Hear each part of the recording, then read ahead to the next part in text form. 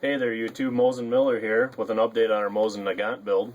Last time I spoke to you, we were adding an ATI stock to a Mosin Nagant, and recently we have updated it with a sling and a Harris bipod. After a lot of research, I came to the conclusion that the Harris bipod is the best bipod out there. It's a little bit more expensive, but you definitely get what you pay for when it comes to bipods. And with a larger caliber like this, I wanted to be shooting off of something that was stable and keep the accuracy in the shots like you want. Today, I'm going to be showing you how to remove the bluing. With this ATI stock, it uncovers the top of the barrel so you can see it. And what we found was a very inconsistent bluing job that the Russians did. So as you can see over here, I tried it a little bit over here, and it comes out to a nearly mirror finish, and I think we're going to go with that throughout the whole thing. So I'm going to show you how to polish up your Mosin Nagant barrel. So we got the furniture and the hardware removed, and if you don't know how to do that, I'll put a hoobly-doo up there in the corner for you to refer to. And so now we're going to move on to removing the bluing. And I want to point out right now that this applies to any gun that is blued, or any parts that are blued. There's a quick parts list of stuff you're going to need. You're going to need regular distilled vinegar. You can find that anywhere, any store. Old smelly socks that you don't want anymore. A file for smoothing off edges and removing serial numbers. Then you're also going to need 4 different types of sandpaper. 220, 800, 1000, and 2000 will all help you get a mirror finish on the bluing. So first of all, you're going to start by taking your sock or rag, anything that you got, and just get it fairly soaked with vinegar and rub it onto everywhere that you want the bluing removed. When we're doing this, you're gonna let it sit for about a half hour, and the bluing will come off fairly easy after that. So after you got it all coated, everywhere that you want removed bluing, or want the bluing removed, what I like to do is I like to take the sock, wrap it around the barrel like so, and take the vinegar and just dump it on there so that way it soaks.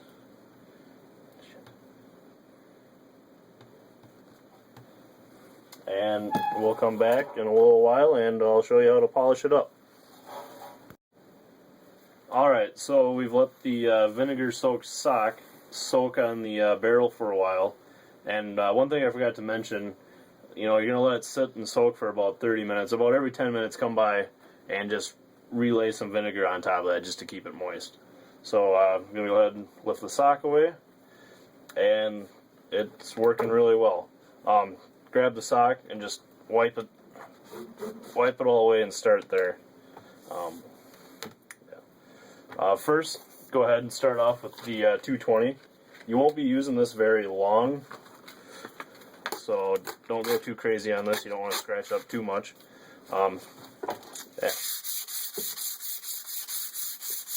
This right now, you're just practically scuffing it up, getting the bluing loosened up a little bit.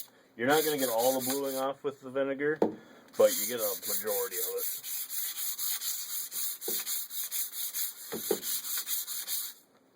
Every now and then, instead of wiping it down with water, I like to keep wiping it down with vinegar. Just helps keep soaking what little bluing is left with more vinegar. And like I said, you don't want to use 220 too long. Move right up to the 800. And when you're doing this, be patient and sand a lot. It's going to take a while to get it to a mirror finish, so you just got to be patient with it.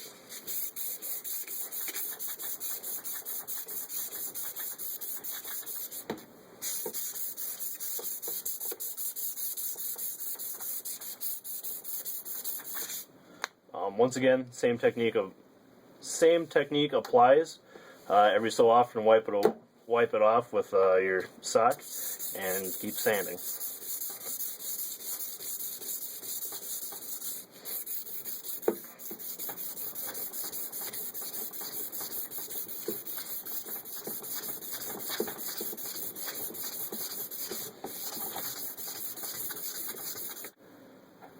Alright, I just got done sanding with the 800. The way you tell how to move up to 1000 is when you start getting a little bit of a reflection, a little bit of a luster.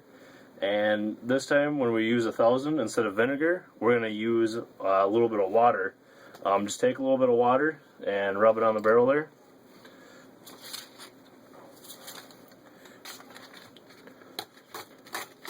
Take your 1000 and just start sanding. Be patient and don't worry about a little bit of surface rust that's going to occur.